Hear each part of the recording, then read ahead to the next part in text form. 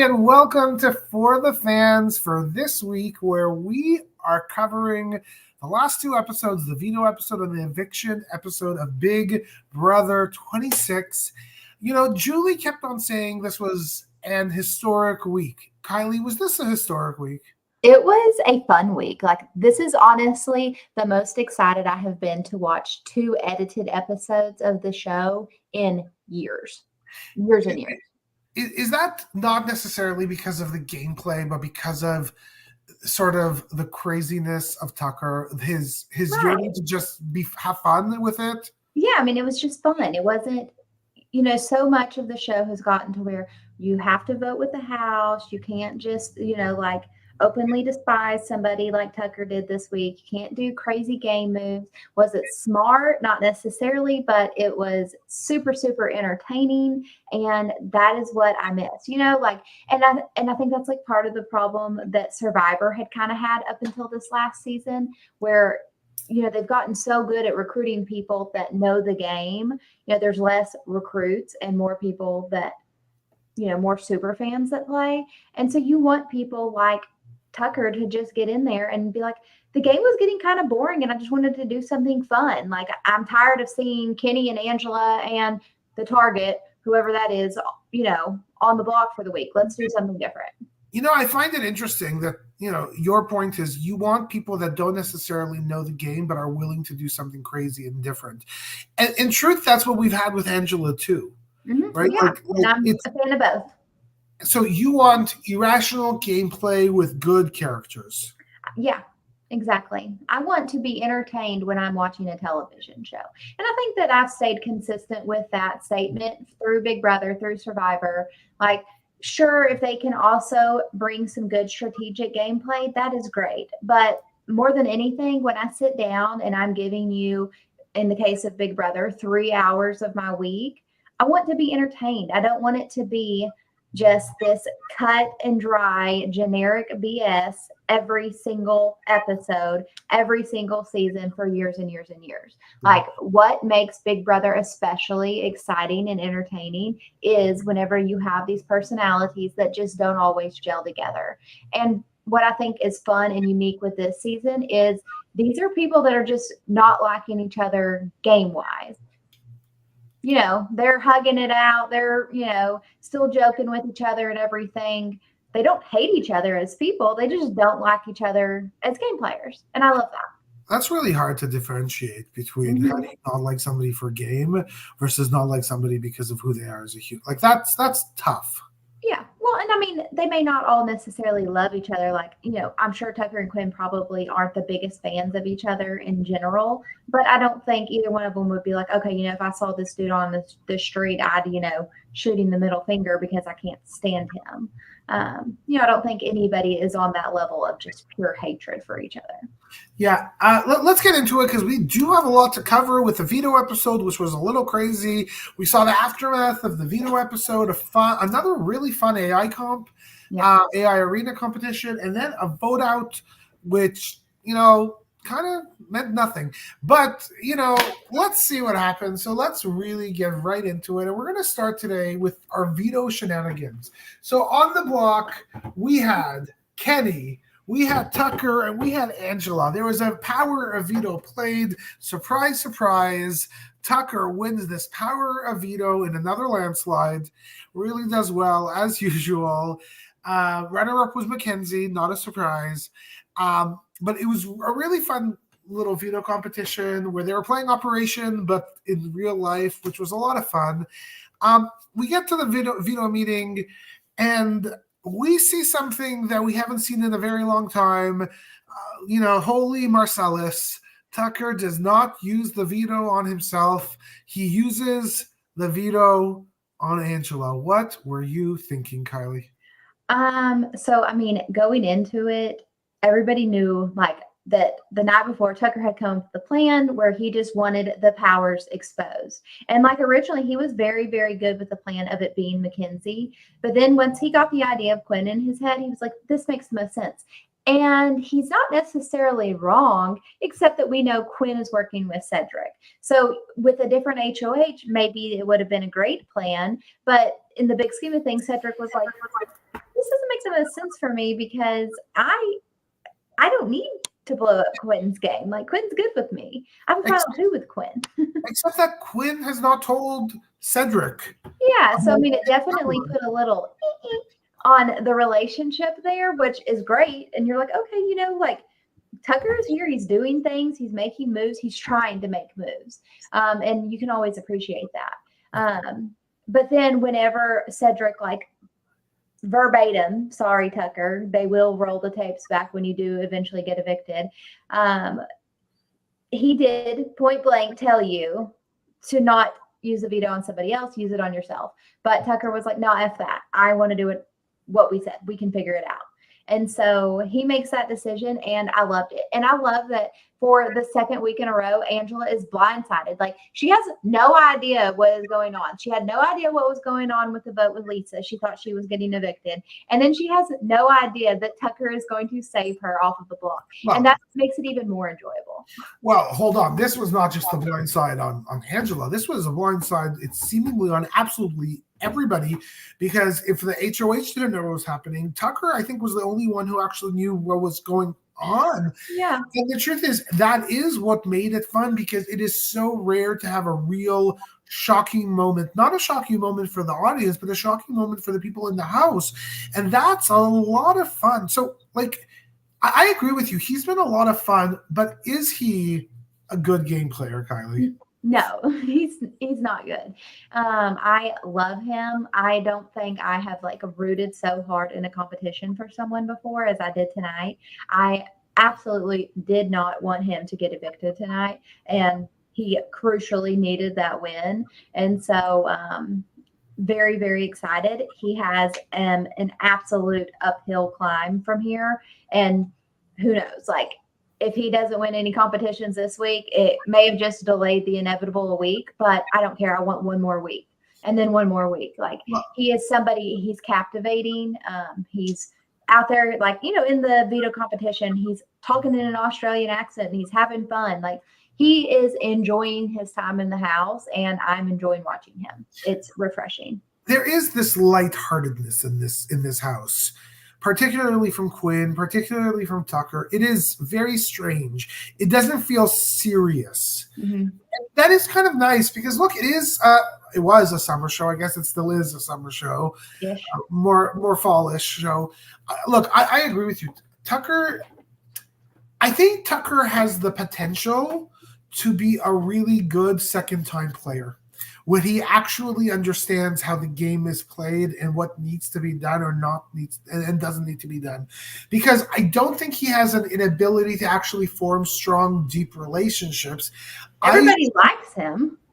But I don't think he's been able to take that to that next level and solidify a 2, 3, 4, 5 that will really root for him and take care of him. Because the truth is, I doubt we're going to see this. He might comp out. I doubt this early in the season that he has the ability to comp out.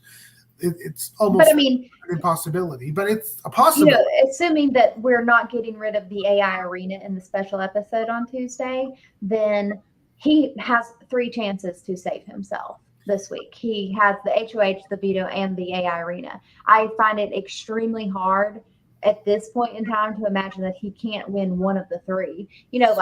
And his competition is narrowed down every single time. Like, first he's competing against 13 people or 12 people, I guess 12, and then he's only competing against 6, and then he's only competing against 3. Like, it keeps getting halved, and he's a good, strong competitor. I don't typically want to see somebody just win, but damn, I'm just really, really rooting for him. And I mean, I agree. I think however long he lasts, this is not the last of reality television in Tucker's future. Like, he's going to get brought onto the challenge. He's going to make the jump over to the traders. Like, we're going to see him again somewhere. Like, our TV screens have been blessed in the same year, the year 2024 of our Lord, that we have got your Lord. Huh? Your Lord. That we have gotten Q and Tucker. I love it. Wow, you would put Q at that level? Yes, absolutely. Q is maybe even above that level. Q is fantastic television. I'd have to think about that. Do you think? I guess my question is, Q didn't know how silly he was on Survivor. Do you think that Tucker? A little bit, though, he did. Like, I mean, I think he knew some that. Do you think that Tucker knows? Like part of me feels like this is a little bit of a show. He's there to have I'm sorry, like, you don't get recruited onto a television program as a model, actor, whatever. Like he is there to put on a show so that the agents line up. I'm not sure that Q was doing that. I mean, maybe a little bit. I mean, I think Q knows how to sell himself. He's literally a salesman. You know, he sells homes. And I think Q was trying to win the game. I do not think Tucker's trying to win the game. I don't know. I mean, I think Tucker is there to have fun, and I think he's there to see what he can do with his opportunity. So I don't know. I'm a fan. It's been a bit of a crazy veto ceremony, and Tucker closed off the veto ceremony, and before we know it, the Mac attack came out. Mackenzie says, "Well, not just yet." She plays America's veto, not Corey's veto. It was America's veto. I was waiting for them to get really cheesy and bring in a picture of America, but that didn't happen. I would have loved it. I would have loved if only America voted. What is her last name? America from last season. Yeah. Got to cast the one vote. Like, whoever. Cam, you're not really doing anything. Joseph, get on the block. It would have been really funny. But yeah, she plays her veto, which, I mean, ultimately, Tucker is kind of getting what he wants. Like, we got Mackenzie's veto power flushed, and he got Quinn put up on the block. It's their own fault for evicting Kenny over Quinn. Like, this man has the power. And why would you not have taken him out? My husband is like, why are you not voting him out? I don't understand. Because, he does not keep up with beats. He is a television-only watcher, very, very casually watching those episodes, too. But he's like, this doesn't make any sense. I mean, everybody with a brain would be like, okay, I need to get Quinn out of the game because it's silly.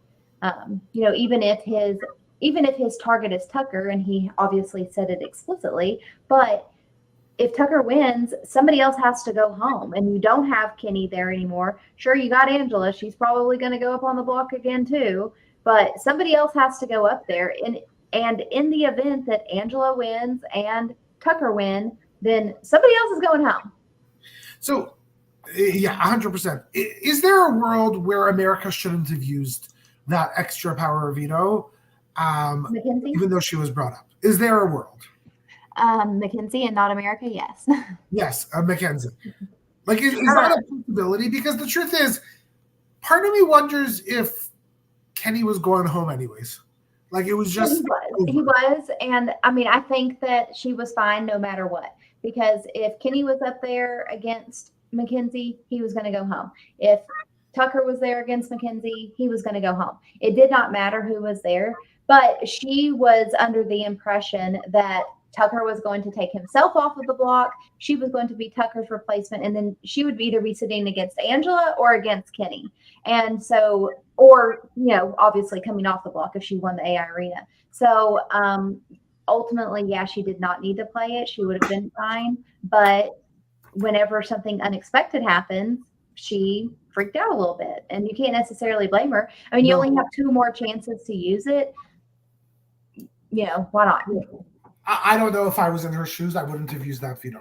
Particularly since most of the house knows about it. You're on the block. It's just too easy of a target not to get rid of her with that power. Honestly, I would have just used it to move on. So I think absolutely it's the right move.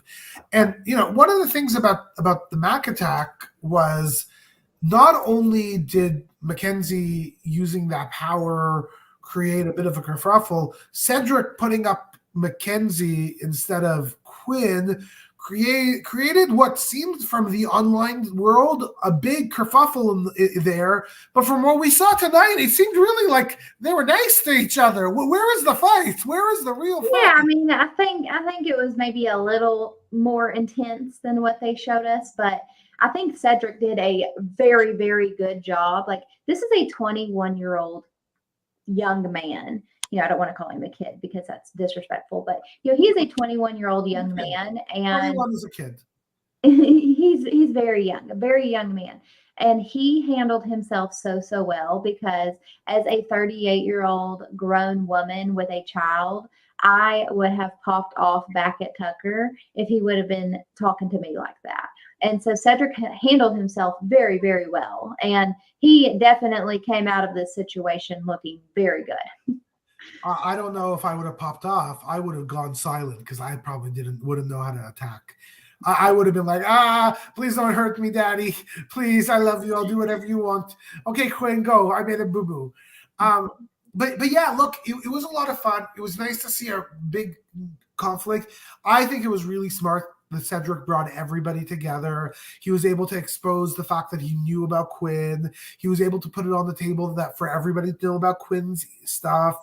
Like, but he didn't really do it himself. I mean, he was like, okay, no. Tucker. Well, but that was the brilliance. That was the brilliance of that move of saying, look, let's bring everybody together and let's put it all on the table. And Tucker, you tell the story. Mm-hmm. Right? Because, the truth is he didn't really necessarily want it. And I feel like it was a split-second decision that worked well. And I think that's a lot of what Big Brother is. I don't actually believe that every single move is always going to be so strategic and thoughtful. Sometimes your gut says do this and you do it. Yeah. And truth be told, this is the perfect week for something like this to happen. And the reason for that is we know that Quinn, if he doesn't go home somehow, will be using the HOH. He will be taking over the HOH. And I don't believe that Quinn would be going after Cedric. So even if he hurts Tucker, he has a week to repair that relationship with Tucker. So to me, like, overall, it was a win-win-win all around the place. And sometimes it's not the worst thing in the world to have a known opponent. So, like, if I'm sitting in the house and I'm like, okay, like, Tucker is focused on Quinn and he's focused on Cedric. He's not focused on me. And, by the same token, Cedric and Quinn want Tucker out. And as long as Tucker's here, they're not going to worry about me. So I can just kind of fade away into the background a little bit. However, I do not I think the known opponent piece was all Tucker. I don't think that's how Cedric would have played it. I think he would have just stayed cool, calm, collected, and he became that known opponent because of who Tucker is. Yeah. Right? So it was, I don't know. I think this is fun. I'm interested to see what happens. Oh, yeah. And what gets us really crazy is really trying to understand how Tucker was really good at handling his balls. So we get to tonight's episode, and America votes. And I have to say, I was watching the Twitter worlds, and everybody was voting for Quinn. And I thought, it's impossible. It's impossible that I think he's so likable. I think he's so fun. It's impossible that Quinn is the one that America replaces everybody with. And Kiley, who does America choose to replace him with? I know Alton, and my votes went on Quinn. I think that we have only seen like 5 or 6 people very, very predominantly in the episodes. We've seen Angela, we've seen Kenny, we've seen Tucker, we've seen Cedric, Chelsea, and Quinn. Those are the 6 people. And so whenever you don't have that many people to choose from, you can't choose Angela. She was saved. You can't choose Cedric. He is the HOH. You can't choose Tucker because he's already on the block. Kenny's already on the block. I mean, there's maybe like 2 or 3 choices that you can choose from. And one of those people is obviously going to end up being Quinn. One of those people, I mean, I guess maybe, well, you can't choose Mackenzie either because she is also one of the people that has been shown a lot. So I think that it was an obvious choice to choose Quinn. There's been some things about Quinn that I personally haven't enjoyed a whole lot, even though he's my winner pick. And I think that he can still have the potential to win the game. But I didn't necessarily really like how he handled the Angela situation with her pointing out that group of people outside where I don't know if he was necessarily trying to imply it to be what it turned out to be. But then when he's like laughing in the DR about it, I don't know, it just kind of gave me the ick a little. And so I didn't have any problem putting all 10 of my votes onto Quinn. So, and I think it was kind of a consensus, like even like the Facebook more, casual audience and the Twitter audience were kind of all in agreement. We're going to vote for Quinn. I think it was probably overwhelming for Quinn. I guess I don't understand the why, because although I think there's things about him that I'm like, I would rather have him around in this game as a fan and as somebody to watch than Brooklyn, than Cam, than Rubina. Well, I don't necessarily agree, especially with with Brooklyn, because I think Brooklyn is playing a very, very good game. We're just not seeing her on the edited episode. No, I agree. I agree. Like, that's not my issue. My point is, I thought it would be a home run for her, one of those three, maybe even Joseph, because we don't see them, we don't understand them, we don't understand what's going on. So I don't think you're really going to see somebody that we're not seeing in the episodes. They're not going to have that big of an impact on America to receive the vote. It's going to be somebody that has gotten enough show time for us to form an opinion on. Whether you like him, hate him, whatever the type of situation is. You think that people don't like Quinn? I think it probably trends more towards dislike of Quinn than like. I like Quinn. He's fun for me. He's okay for me. I mean, I'm shocked.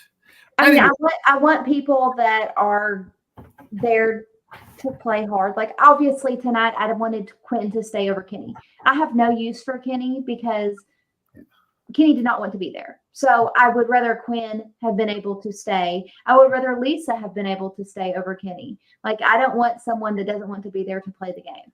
But is Quinn going to be my favorite leaving the season? No. Okay. I don't know. I still see a lot of fun stuff from an entertainment perspective. I want Quinn there. I don't want Joseph. I'm not like, let's cancel him, but I'm like, I don't think he's done anything bad enough to be canceled yet. He's not done anything wrong. I'm just saying, I'm kind of neutral on him. I could probably be persuaded one way or the other, depending on how the rest of the season goes. So, but maybe I'm like trending a little down on Quinn. I think you're probably a bit down on Quinn just because of how up you were on him. I think and that's probably true too. I mean, he is my winner pick. So we had our final three noms.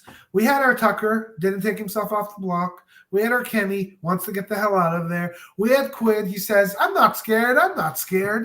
And we go into the AI arena. Another non-really physical comp. It's kind of this is random. I mean, it's hand-eye coordination. I was surprised that nobody lifted their shirts to catch the balls. I thought I would have laid on top of them. Yeah, I was. Anyways, they had to catch red balls, get 20 balls, and again another landslide.